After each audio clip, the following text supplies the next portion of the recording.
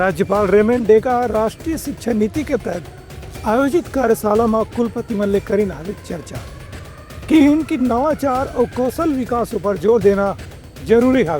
राष्ट्रीय शिक्षा नीति के संबंध में उच्च शिक्षा विभाग द्वारा आयोजित 2 दिवसीय कार्यशाला में राज्यपाल रेमंड डेका शामिल हुए। इनमें सभी सरकारी विश्वविद्यालय के कुलपति और वरिष्ठ अधिकारी मन भी शामिल हो रही हैं। इस मौका में राज्यपाल के कहने रही कि नवा शिक्षा नीति में सैद्धांतिक शिक्षा के संगे संग वोकेशनल ट्रेनिंग और व्यावहारिक शिक्षा और कौशल विकास में भी काफ़ी जोर दे गए है। संगे संग एक विषय के विद्यार्थी ला दूसरे विषय के पढ़ाई करे में भी ऐसे चुनाव के अवसर दे गए है। राज्यपाल के कहने रही कि विश्वविद्यालय बनला उद्योग और अन्य संस्थान के साथ में समझौता करके ऐसे शिक्षा के प्रारूप तैयार करना चाहिए जिन्हें बाद में रोजगार दिलाने में सहायक सिद्ध हो सके। उनका कहना है कि देश में युवा मन की बड़ी आबादी है, इन्हें उच्च शिक्षा से जोड़े के संगे संग कोई न कोई प्रकार के कौशल विकास में भी मोड़ना जरूरी है, तभी मानव संसाधन के विकास हो पाही।